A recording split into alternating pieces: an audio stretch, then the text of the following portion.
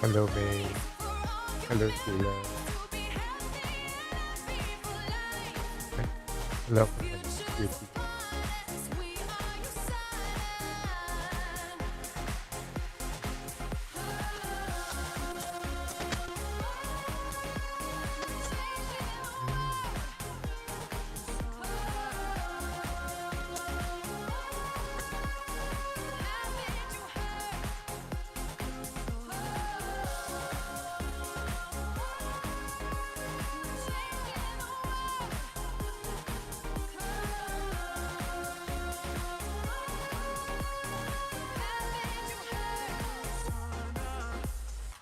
Nation to nation we go, making the whole world our home. Now together we're standing, one big family, united and strong. We are USANA, we're changing the world. We live life and love it. Haven't you heard?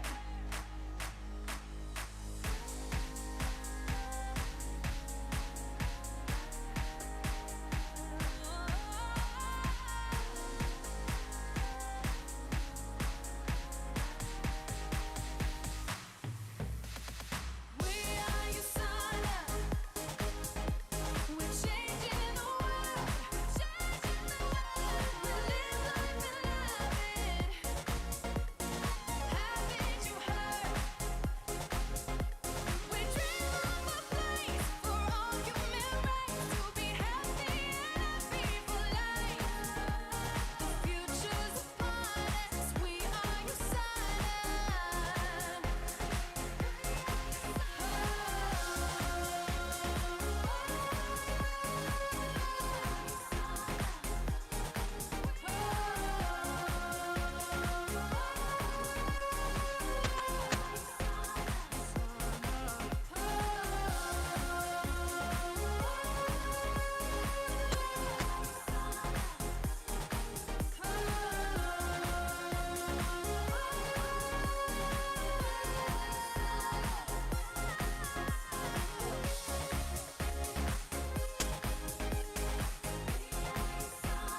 Haven't you heard?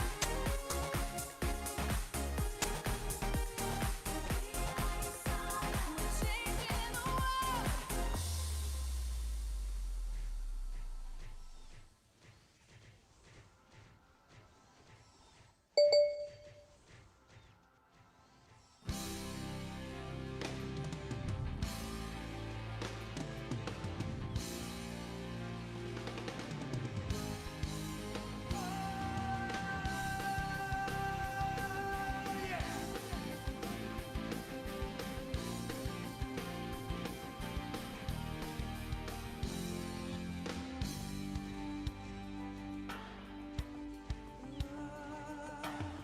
You say you just can't do it.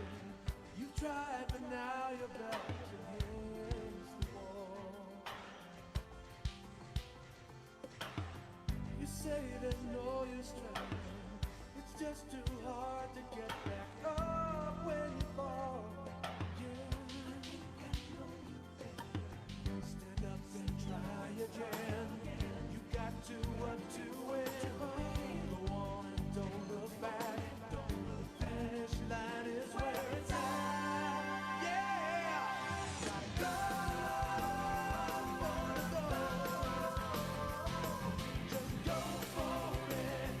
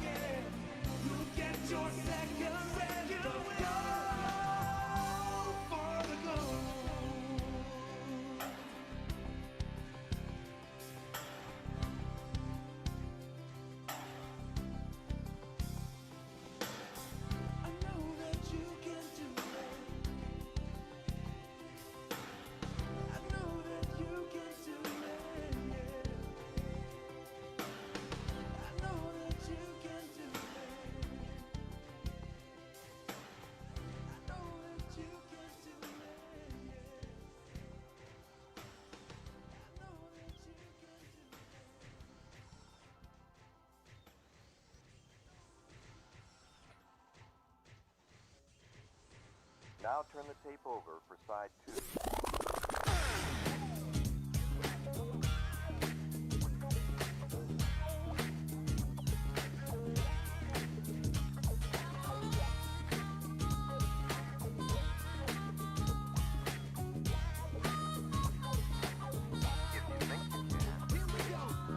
You can wear medallion gold, ride your own black stallion home, climb to reach the top and not stop.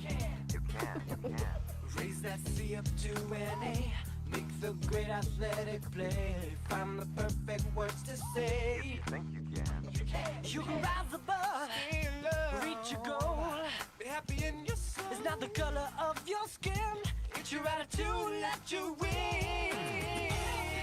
You think you can.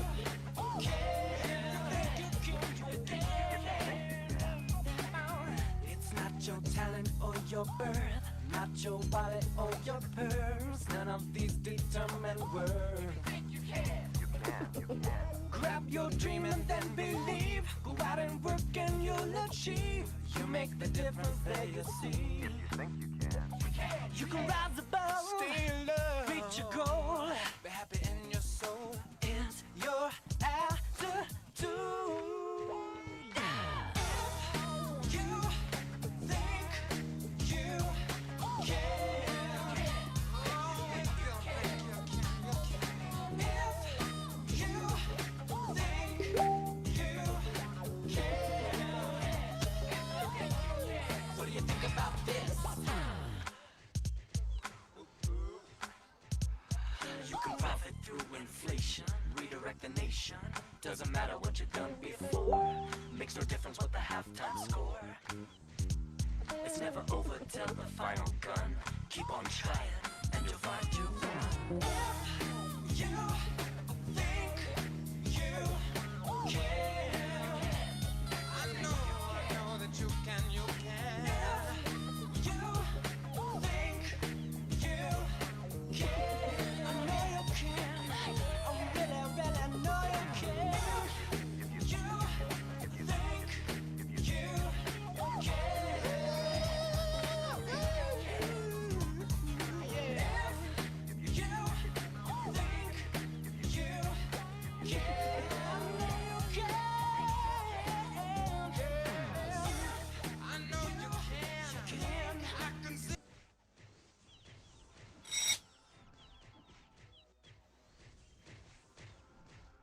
All right, good evening. Next Gen International, I am May Francisco, your host for tonight. And thank you for joining us in our Next Gen Exceed Skills Masters training. We have definitely saved the best for last, as Next Gen Exceed's last offering for the year brings you one of the most respected business speakers of the country, award-winning leadership and motivational guru, to talk about the disciplines of successful entrepreneurs. But before we move on to the meat of the program, let's seek for the Lord's guidance.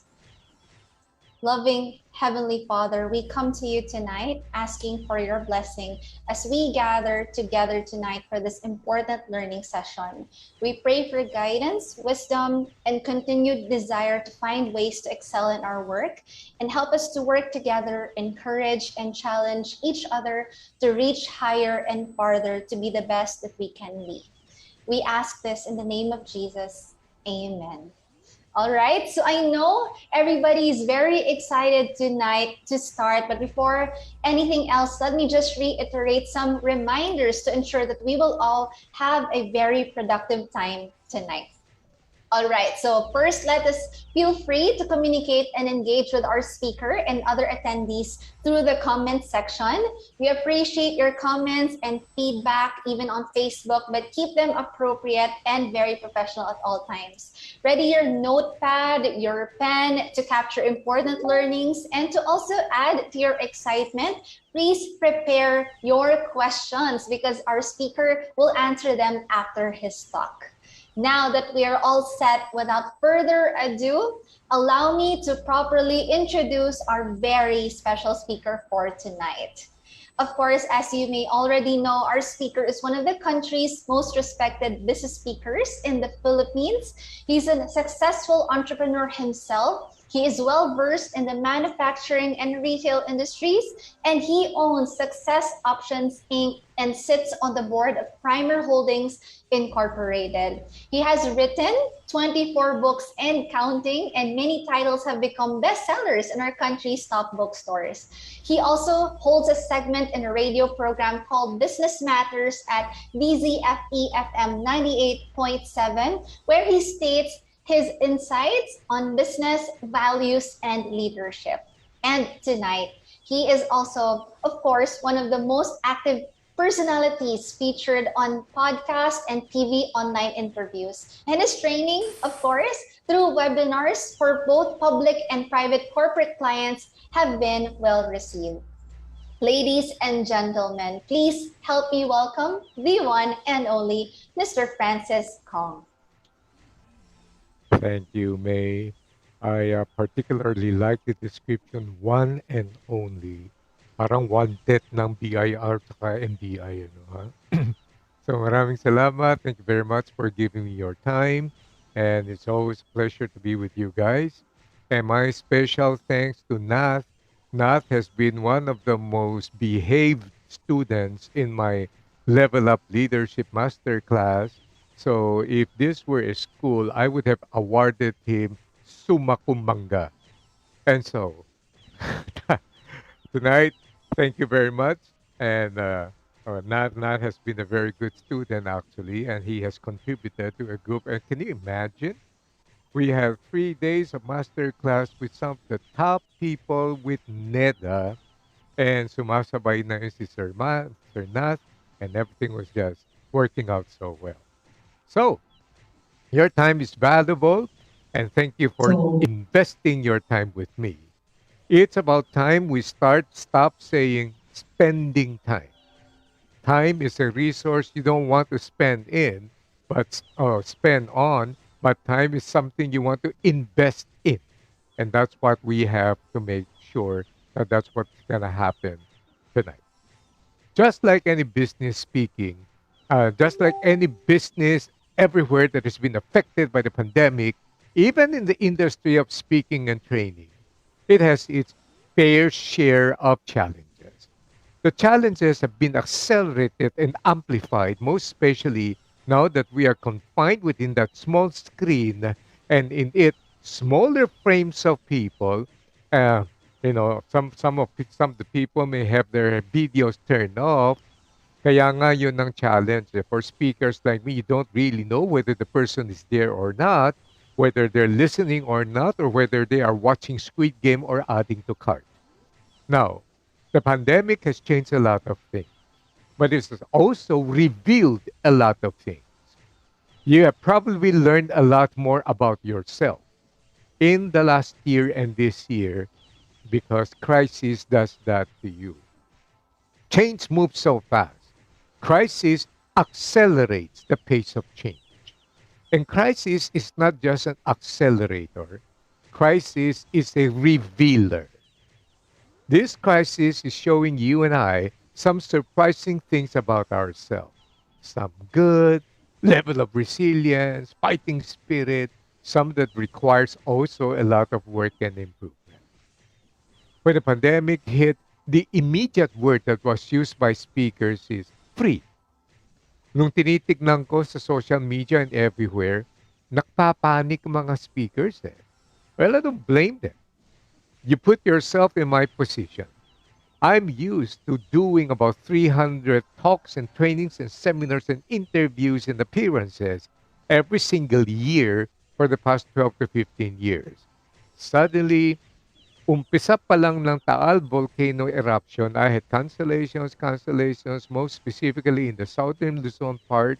And then suddenly, nung nak-lockdown, 100% cancellation yan, including my book launching, I'm supposed to do a talk under the invitation of Doha or Qatar's Ministry of Investment and Trade, lahat po niyan. And we were supposed to be traveling to Europe for a round of trainings and seminars.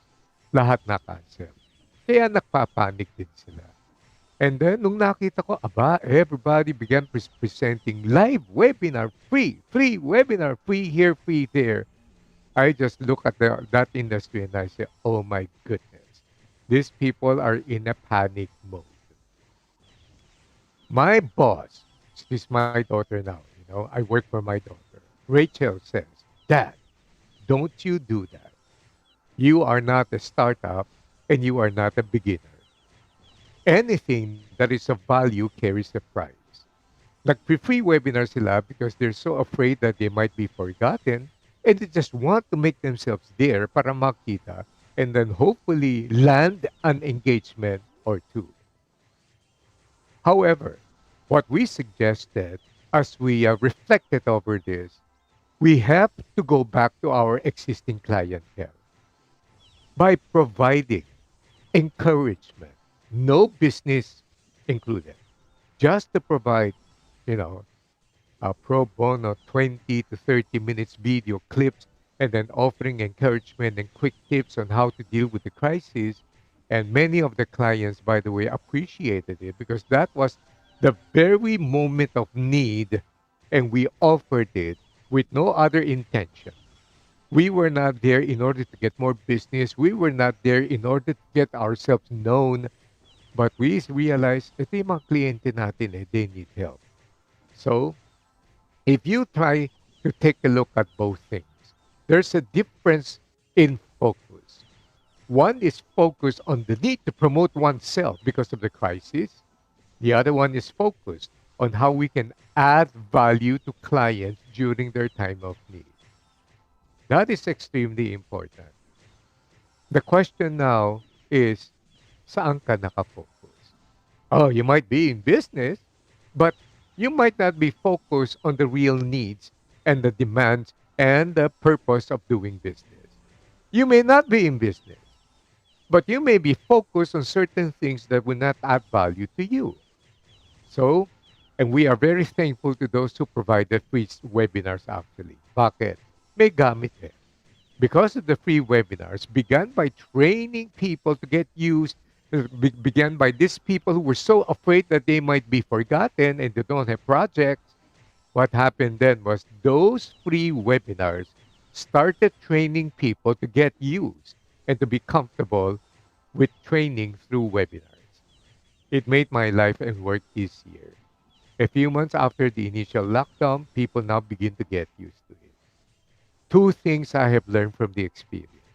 One, in times of crisis, the more we need to be rational instead of being emotional.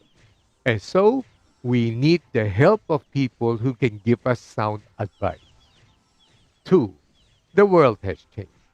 We now need collaboration more than competition in order to grow our business and make it future ready for a different world we are entering.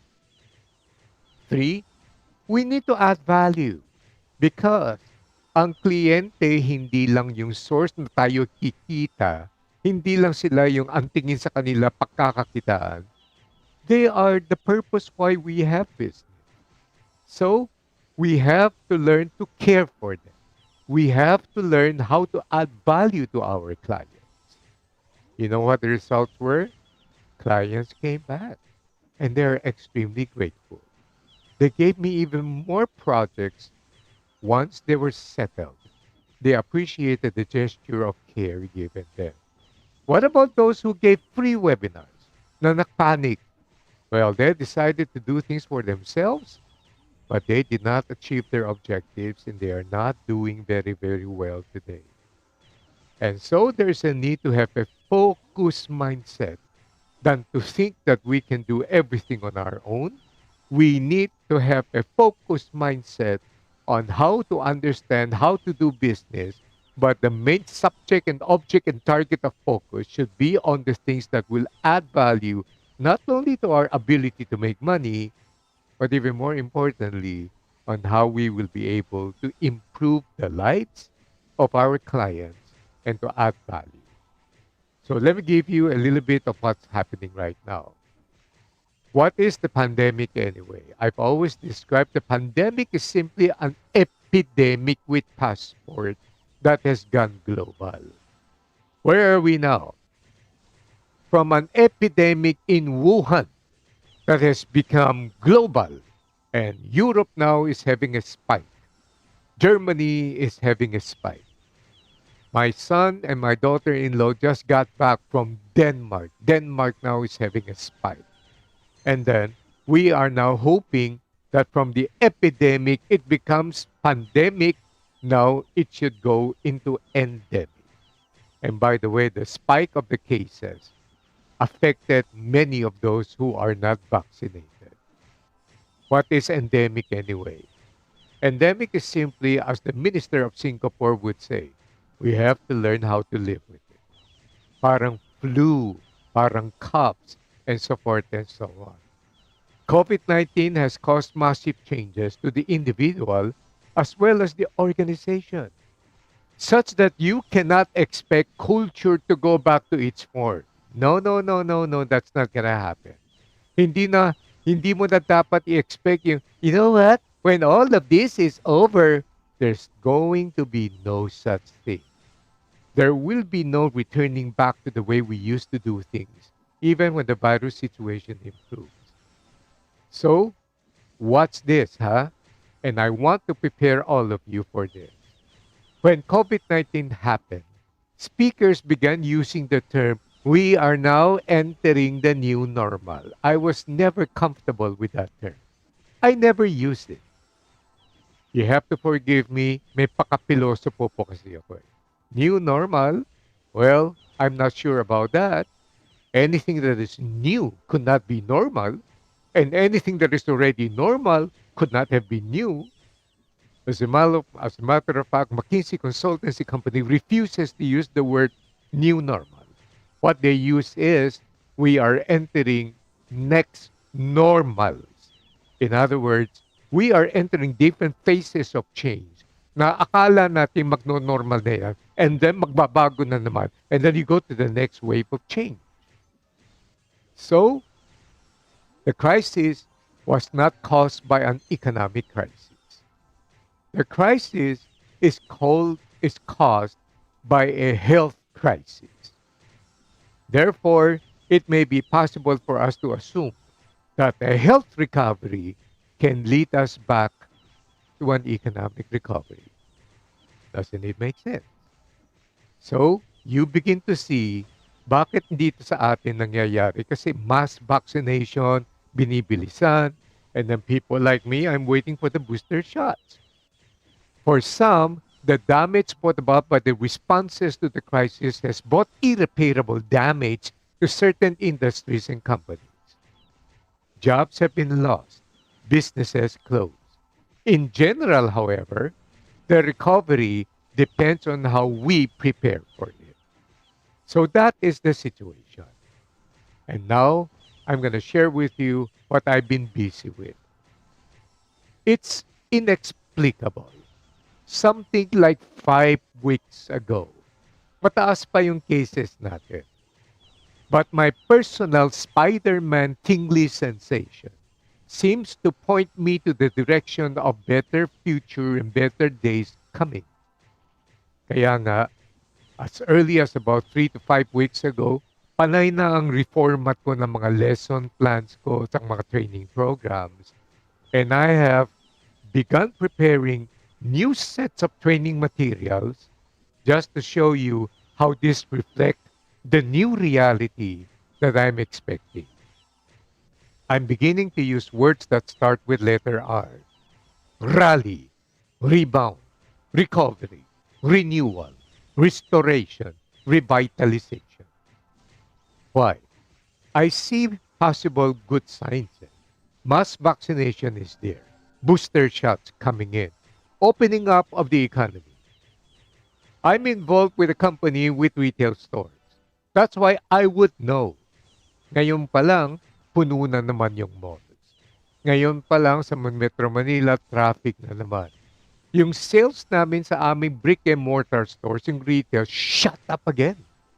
Ay nakakatawa. Just for your information, by the way, I sit on the board of a company with the following stores. ROX, Brat Path, Travel Club, Victorinox, John Sports, North Face Columbia. Ang Travel Club, matagal nang tumahimik eh. Walang nagta-travel eh. Just this week alone, ang lakas ng benta ng mga luggages namin. Nung tinanong namin sila, are you contemplating, are you traveling na? Ah, hindi pa. Pero naghahanda na kami. It's a very strange time.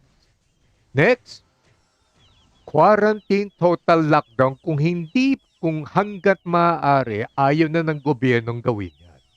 Because they have seen the devastation not only against lives but livelihood. Next, Christmas time. You and I understand. Christmas in the Philippines begins on September 1, the moment Joe Marichan comes out. Diba? And then Christmas time ends on Feb 13 to give way for Valentine's Day the next day. Ang Pinoy mahilig sa festivities. Elections time. Umiikot na yung pera. Opening up of certain countries for travel. Local resorts lang. You guys know this. Punong-puno na. Reservations lamang. My client, Cebu Pacific, is adding more flights.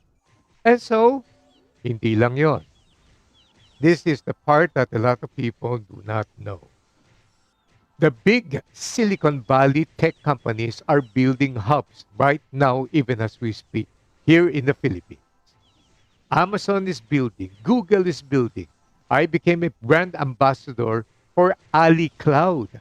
That is the cloud services. For the first time, a cloud services company built a hub in this country. So, things are beginning to show certain signs of development. God has been merciful with our country. For unexplained reason, when every prediction was the last quarter na tinamaan pa tayo ng isang lockdown, baksak na ang GDP natin, tumaas nga eh. So, that's inexplicable. With what? 6.5% GDP growth? Amazing. Well, take a look at the OFW remittances. Tomorrow evening, later by 2 hours from now, I'm going to be addressing thousands of Filipinos from the Middle East, England, Singapore, all over the place. Tumaas na naman yung remittances natin. And of course, the BPO industry continues to grow. And what's happening now? What's happening now is ganun talaga ang buhay. You cannot just focus on one aspect without taking a macro view as to the overall developments of things coming. Now, I may be wrong, but I don't like to be wrong. I'm just expecting that things should be getting better now. So here are the following developments that will help you, huh? I hope you're gonna find this useful. But first of all, I want to know you're not watching Squid Game and you're not adding to cart. So if you're ready to learn, chat it back to me. Say I'm ready. Abilisa. Yun. There you go. Niels, Jude, Yen. Good. Thank you, Albert. All right.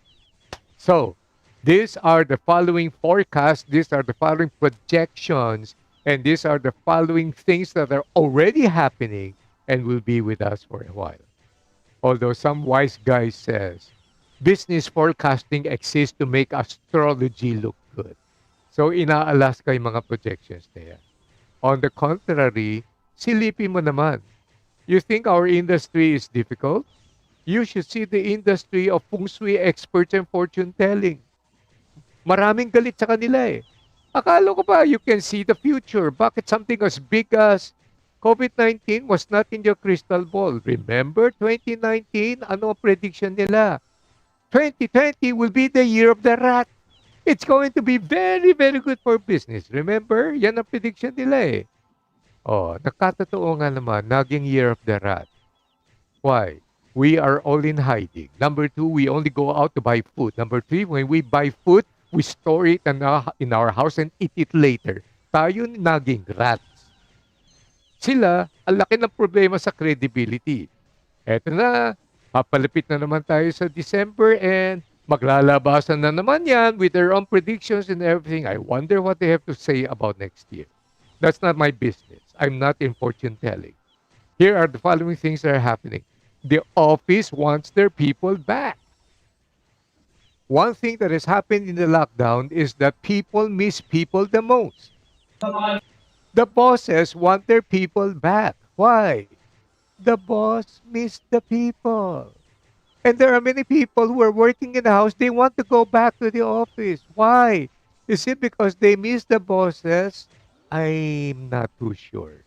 I think they miss the pantry. And then they miss the high internet connection, air condition, and the free flowing coffee. Next, ongoing experiment. Huwag kayong magwawala ha. If you guys are working, huwag kayong magmamadali. There's going to be a shift in work. Is it going to be a hybrid? Is it going to be 3-2-2-2-3-3? Hindi pa nating alam. And so, ang caution ko sa mga business owners and executives, whatever it is, you gotta consult your people. Huwag mong ipupwersahan. This is strange. In Australia, I got this news yesterday. There is massive resignation. Why? Di ba? Why? Why would you resign? The lockdown has stressed them so much. So ngayon, nagbubukas ng konti ang Australia. They wanted to go out on trips. They wanted to search their purpose in life. That's what crisis does. It changes a lot of mindset. Dito naman sa atin, bago nangyari yung huling lockdown, di nagbubukas na. Kinotion ko yun eh. Ayaw makinig. Yung ibang mga bossing, pinilit. Ayun, nagkaroon ng attrition. Not a very good thing. For you guys naman, relax lang kayo, chill lang kayo. It's going to be an ongoing experiment. Wala pa tayong finality. In my last board meeting, I told them, teka, I told the HR, teka, anong policy pinag-uusapan natin? Everything is an ongoing experimentation. Don't do any policy. How can you put a permanent solution to a temporary situation? It doesn't make sense. So, Satya Nadella of Microsoft conducted 60,000 people interview on the hybrid and the work from home. Guess kung ano ang findings nila. Our new data shows there is no one-size-fits-all approach. One thing is sure though, people hate going back to their physical office because they hate commuting. Yan ang maliwanag. Correct? They hate commuting. And so, number two, digital is the new default. Guys, there's no going back. The great acceleration in the use of technology, digitization, and new forms of working is going to be sustained. Ang nangyari sa lockdown, naturuan na yung tao na masanay sa webinar. So, in-person webinar will be a mixed breed. Itong ginagawa natin, tatagal to. I'm now having invitations all the way until January plus of next year, and this is going to stay. Ang ganda naman nito, technology has democratized learning, brought down the expenses. Sanay na sanay na. I find myself reaching out to a lot more Pinoy and overseas workers now, and wider ang scope ang reach ko compared to dati. So, that's going to be something that will stay. Next, itong susunod na projection, hindi na ito yung 50 Shades of Gray. Ang tawag ko dito, 50 Shades of Green. Welcome the green economy. Wala ba kayong napapansin? Lahat ng mga advertising, PR, lahat ng news, patungkol sa climate crisis because there's gonna be big money there. Our companies just signed a joint venture with a huge American company, specifically in that area of industry. Countries are at risk. According to the study, number one country at risk because of climate crisis, Japan. Guess who number two is? The Philippines. Three, Germany. Four, Madagascar. Five, India. Six, Sri Lanka. Seven, Kenya. Eight, Rwanda. Nine, Canada. 10, Fiji. 11, Mandaluyong kung walang tubig na naman. Next, number five, the increase and acceleration of healthcare and life sciences.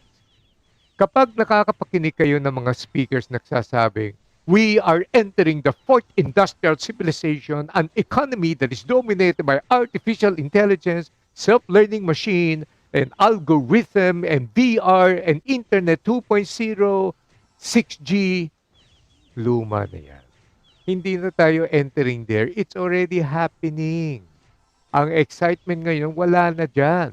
Ang excitement ngayon nasa healthcare and life services.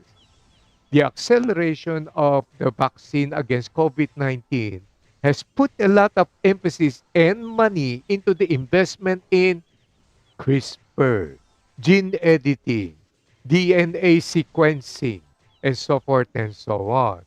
And then, watch this. Dito papasok ngayon ang ating company. Health is the new wealth. Peace is the new rich. Kindness is the new cool. Ang taas ngayon ng consciousness ng tao patungkol sa health. Dati hindi pinapansin yan eh.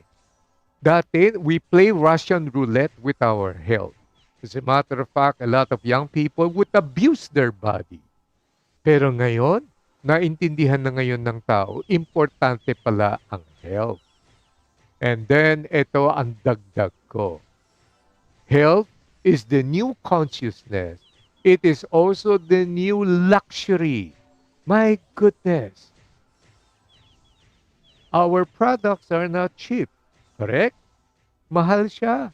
Eh bakit ang lakas ng benta? Naging essential eh. Nagsisell sa essentials. Essential. Next.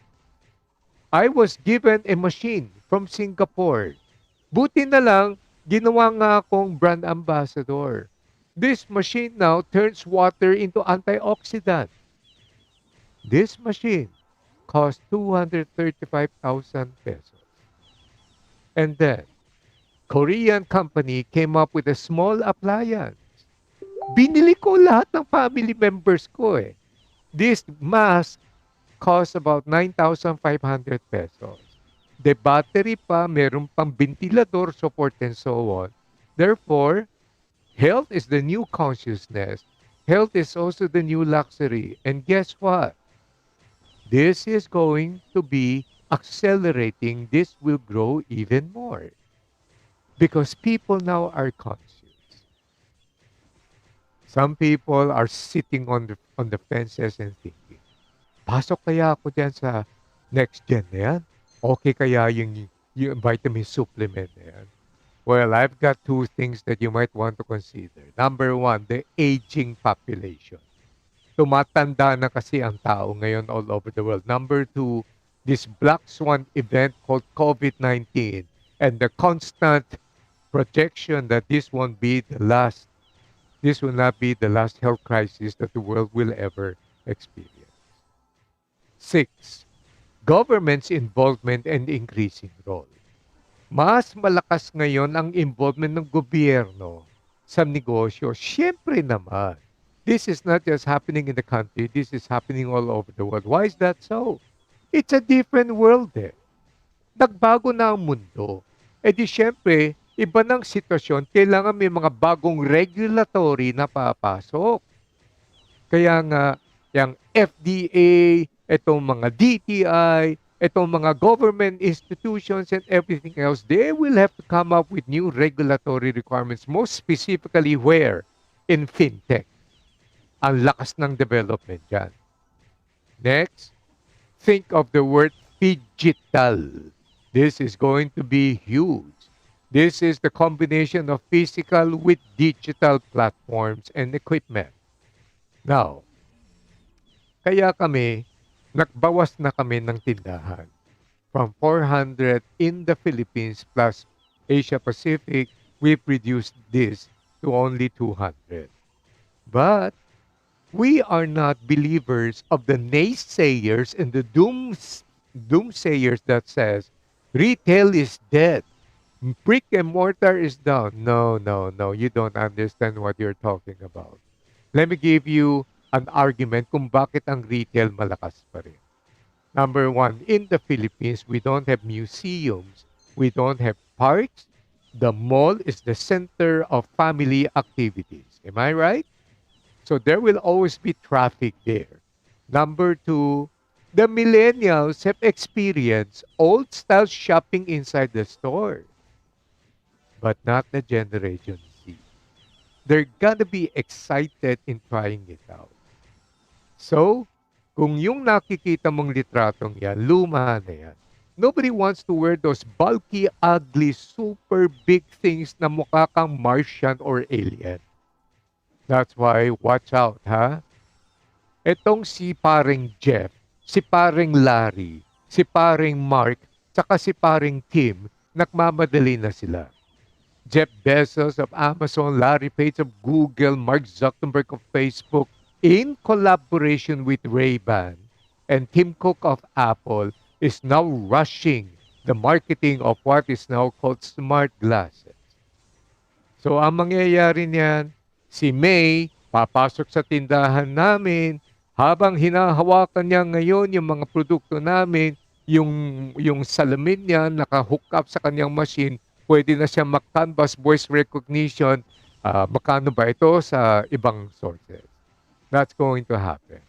And then, of course, VR will enable you to be able to see with your own eyes through the glasses kung ano ang itsura mo pag tinry mo yung damit na yan without ever having to enter the dressing room. So those things are happening. What's home furnishing? Yang IKEA na yan. Hindi ako magtataka pag lapit mo naka-smart glass ka, titingnan mo lang ngayon yung sofa na yan. Isang voice recognition lang, yung sofa mo nakalagay na doon sa sala mo. Doon mo makikita ang itsura. Are you getting the drift?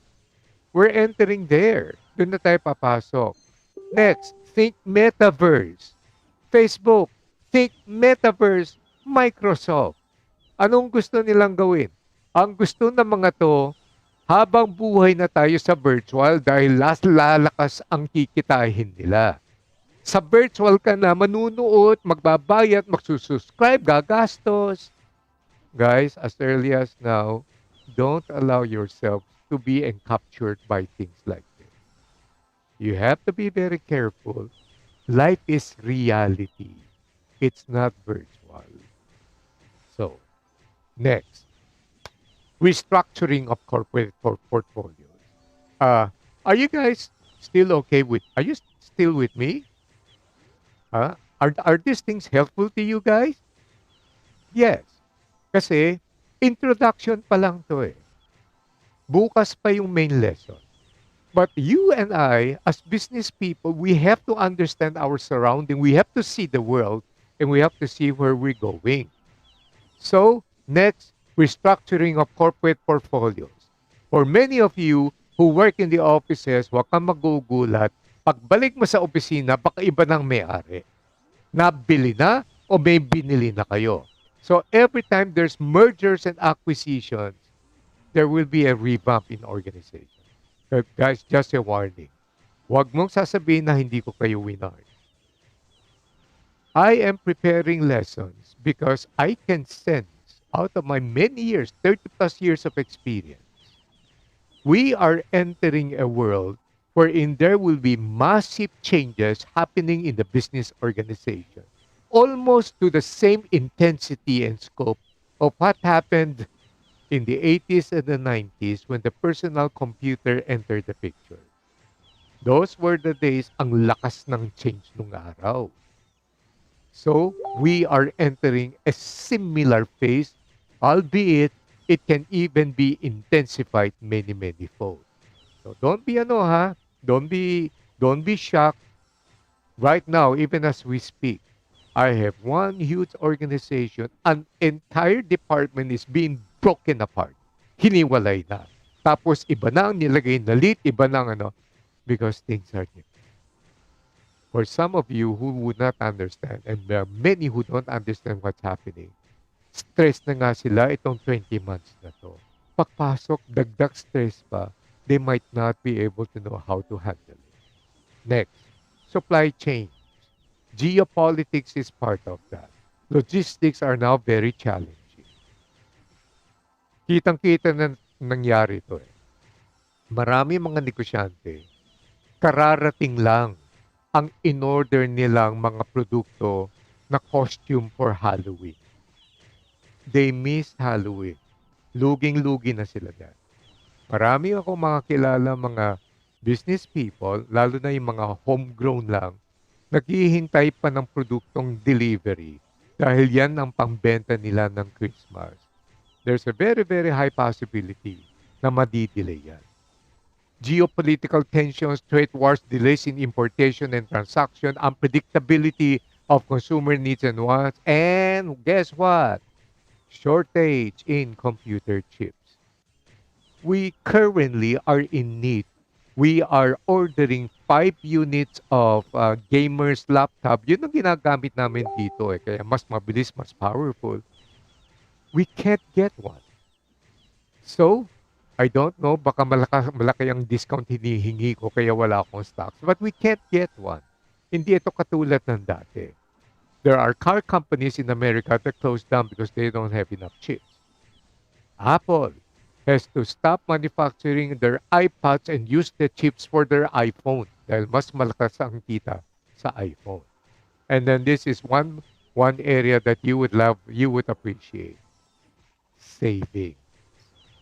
Ang taas ngayon ng mga savings ng mga senior citizen katulad ko.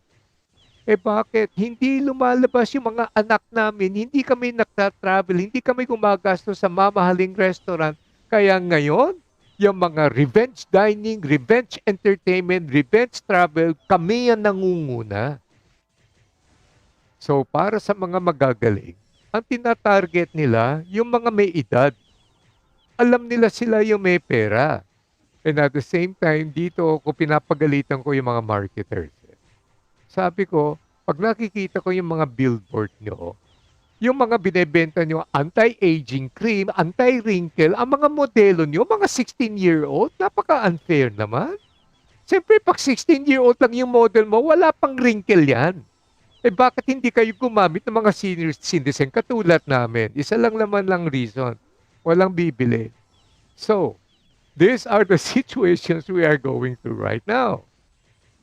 Papasok na tayo sa main lesson. Eto na. Where does that put you and me?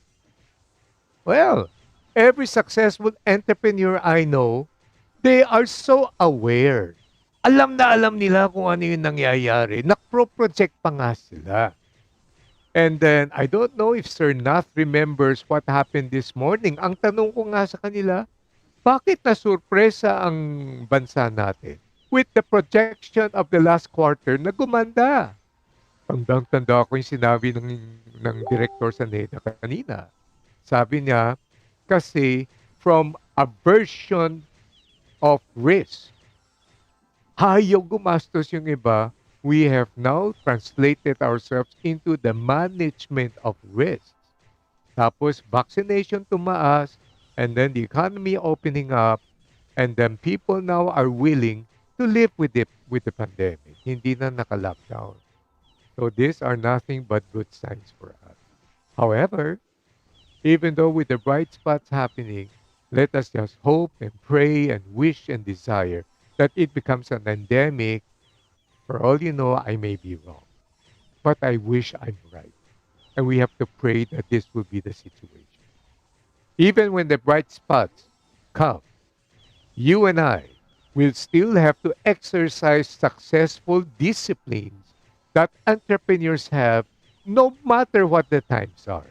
Whether times were good and times were bad, times are normal or in a crisis situation, these are the following disciplines that you guys will have to practice, or else it will not be sustainable and you're going to miss out on a lot of opportunities. Ang tawag ko po dito, you and I should have the discipline of developing an entrepreneurial focus and mindset. That's why I started with the question, saan ka nakafocus? So let's start with number one. Number one is this. Lahat ng nakita kong successful entrepreneurs, they have a junkyard dog mentality. Yun. Anong ibig sabihin yan? Sino po sa inyo mahilig sa dogs? Pets. Taas ang kamay para makita ko. Yes, Abby. Kita ko Neil. May. Yes. Sheila. Yes, Angel. Jojo. Jolo. Jolo pala. Okay. So, yan. Jonel. Abby. Yes. Ngayon, napakahilig ko sa pet dogs. There was a time when I had 4 Siberian Huskies. Pagdala ko ng isang Siberian Husky sa Unimart, umiiwas yung tao eh. Sabi ng mga tao, lobo, lobo, lobo. Hindi, Siberian Husky yun.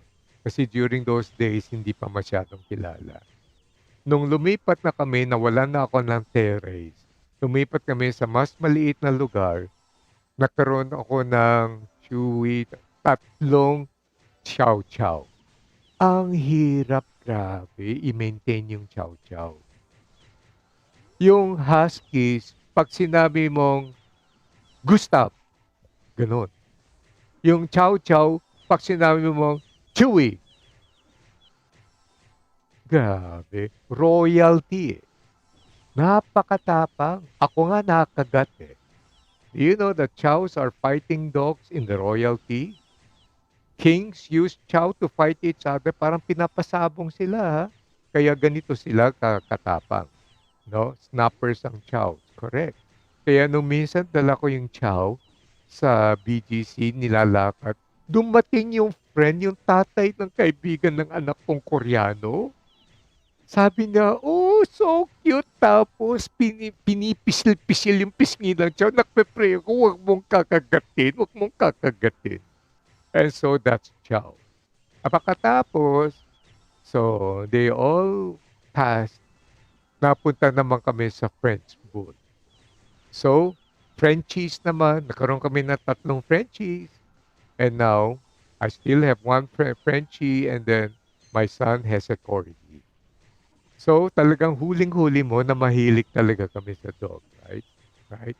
So, anong ibig sabihin ng successful entrepreneurs have a junkyard dog mentality? Here's the question. Sino po sa inyo nakapanood na ng action movie? Yung bang yung bida hinahabol ng kriminal o kaya baliktad, yung mga pulis hinahabol yung kriminal. Nakita yung junkyard, umakyat doon sa fence, pagtalon nila sa kabila, lapidan na ngayon yung mga aso. How many of you have watched that? Have you? Yan, standard scene yan. Tanong, anong klase mga asong lumalapit? Anong mga klaseng asong lumalapit? Describe to me.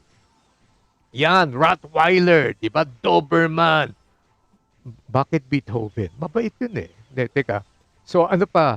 Merong Rottweiler Pitbull. Yun. Ito, lalaki, di ba? In other words, they are vicious, they are fierce, and they are big. Hindi po yung hindi po yung Shih Tzu, hindi yung Pekingese, hindi yung Chihuahua, yung bang pag lumalapit yung Chihuahua, hindi yon. So, anong ibig sabihin yan? Sabi ng mga friends kong tiga-vet, yun daw mga malalaking aso, kapag kinagat ka, many of them, they lock their jaw. Kaya ang tawag nila, lock jaw. And sometimes, you have to bring them to the vet to do intervention bago bumitaw yan. The reason why I say that successful entrepreneurs, they have a junkyard dog mentality. They don't just easily give up. Nakakagat yan. No?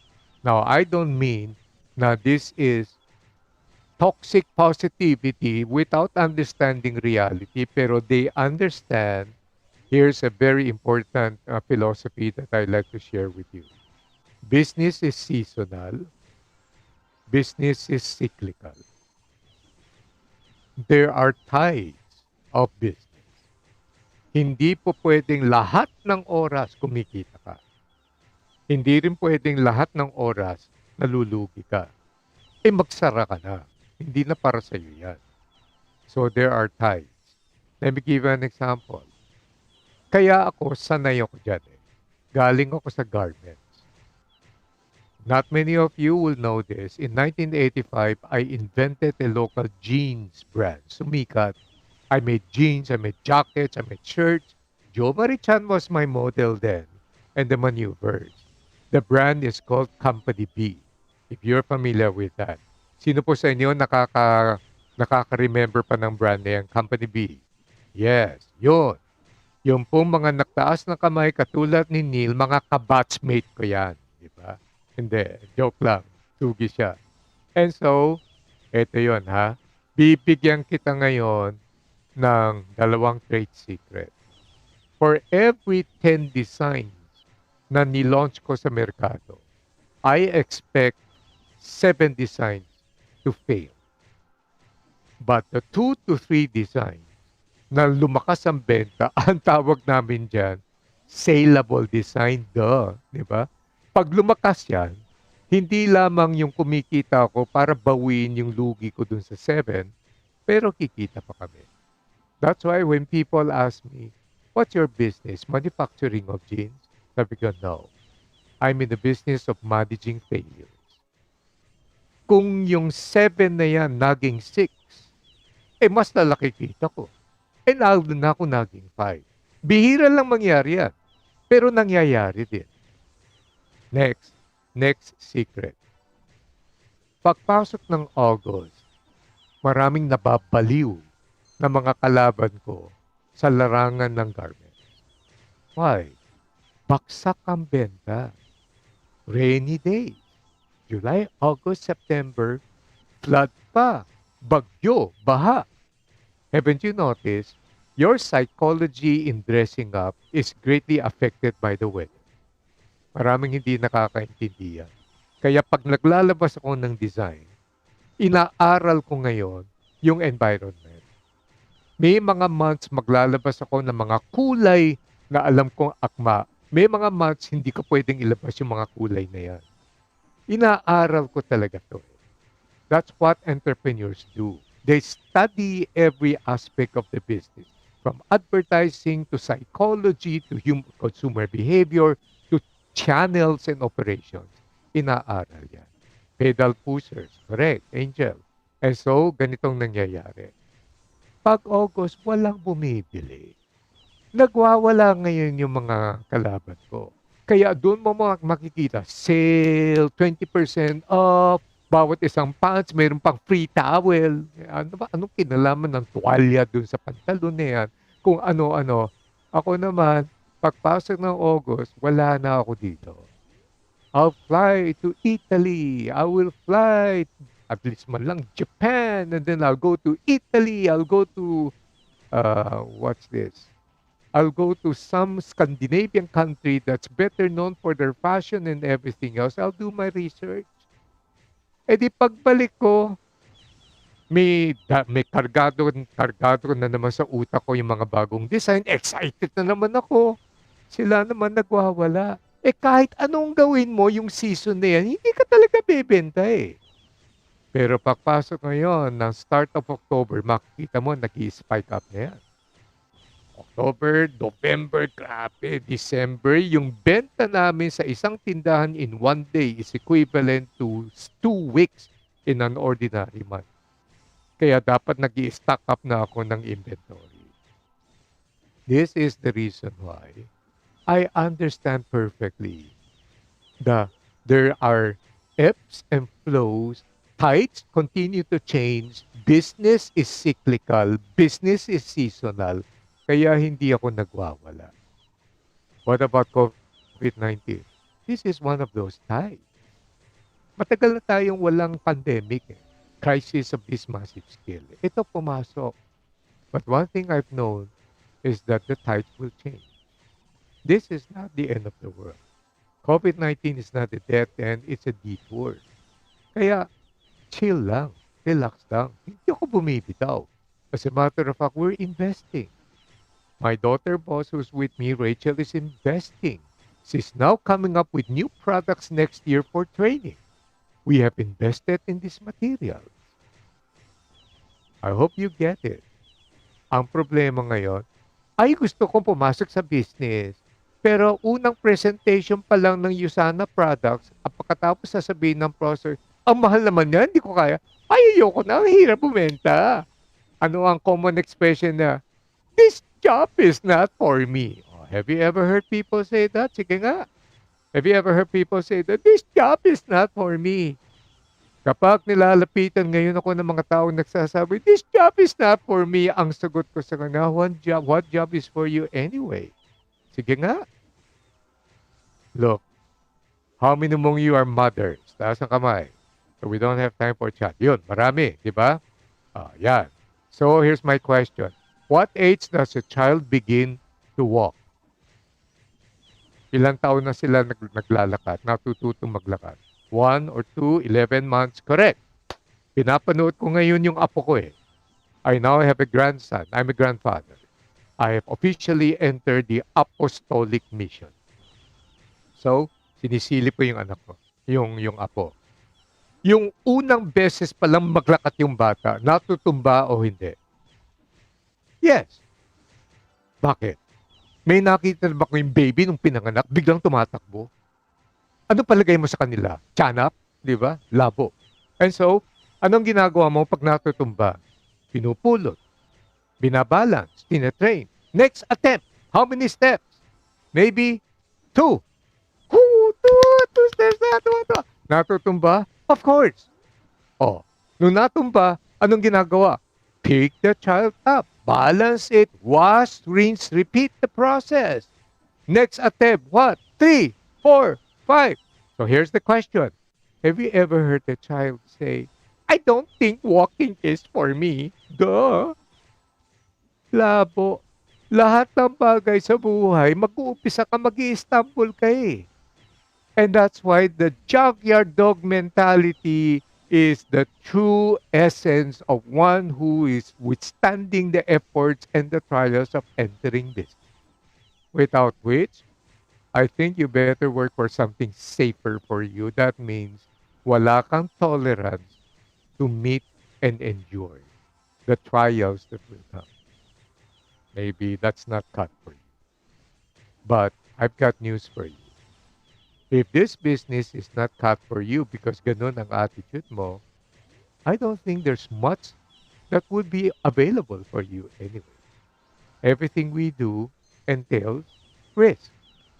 Next, successful entrepreneurs commit all of their time and energy in their idea. If you run your business as a hobby, guess what you will get? You will get loose change.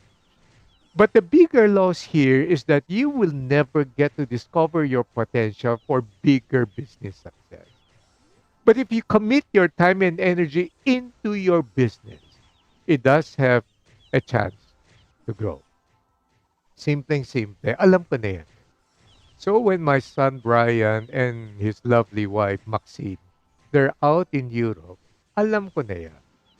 Hihina ngayon yung benta niya. For your information, my son and Maxine developed a very successful ice cream brand na naging darling during the lockdown. Na social buzz yan eh, na viral. It's a Japanese artisan ice cream called Kurimu. So kanya yan. So sa sobrang lakas ngayon ng benta niya, nung nag-honeymoon yan, alam na alam ko matatamaan yan eh. So humina nga. Ngayon bumalik na, akyat na naman. Ganun yun eh. You want to go into your business, pagkatapos kung ano-ano naman ang inaatupag mo, paano mag-grow yung business? Business, by the way, write this down. Business is always personal. Business is always personal. You cannot do business once in a while and then expect it to grow by magic. Successful entrepreneurs are disciplined people. They are not distracted by many things. Ito yung mga serial failures in business.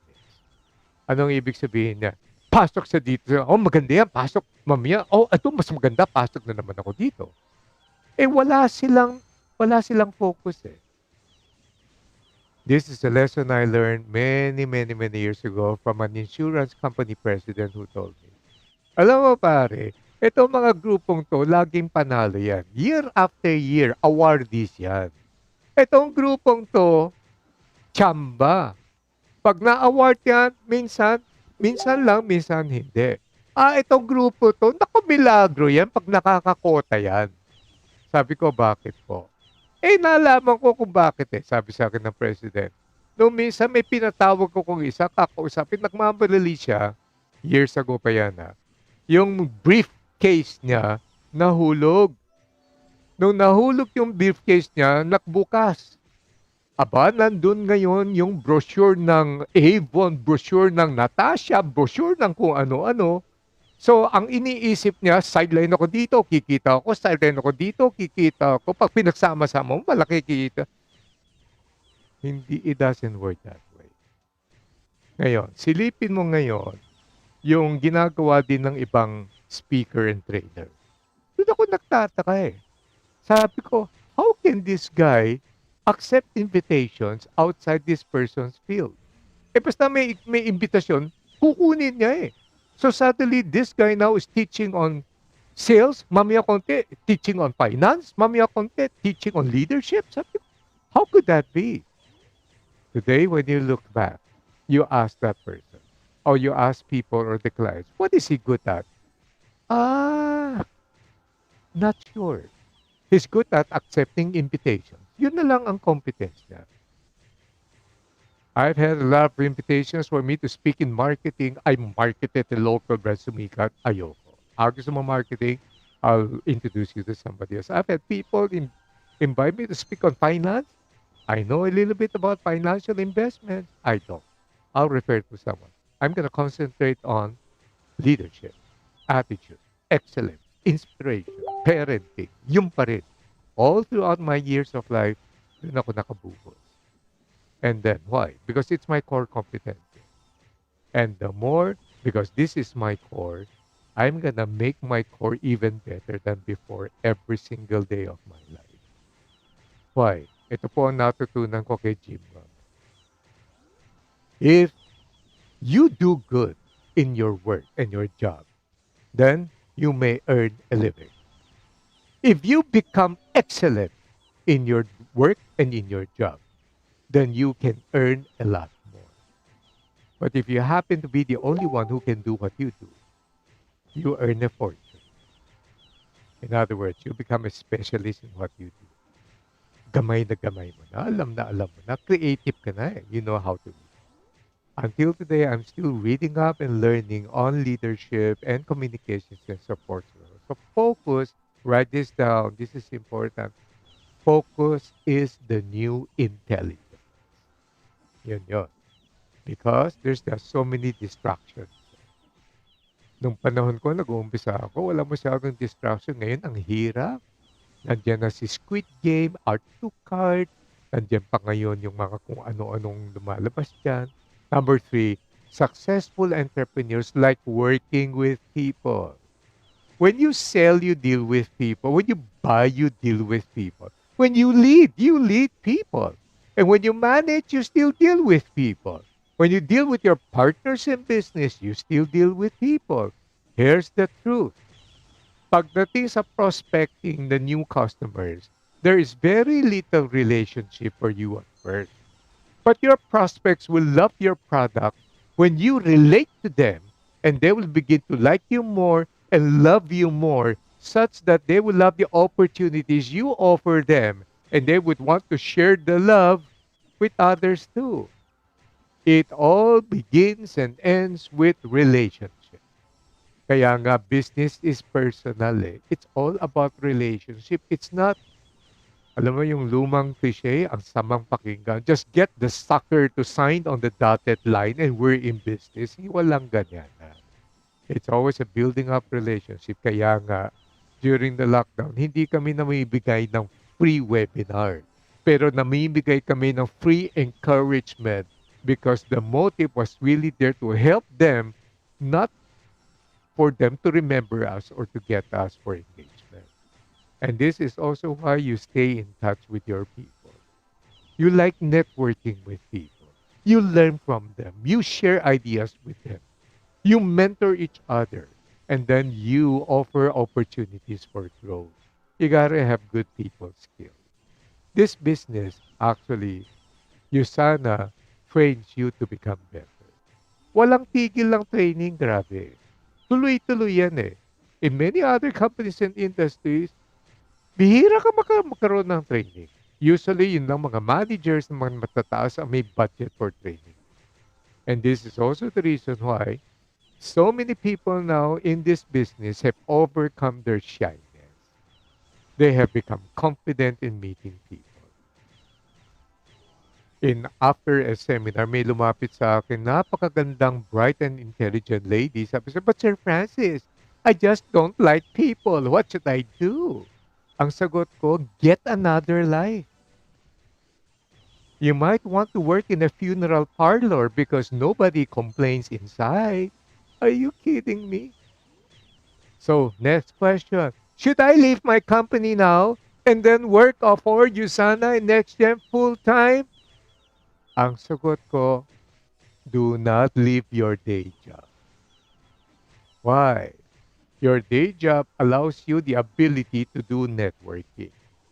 But now you have to be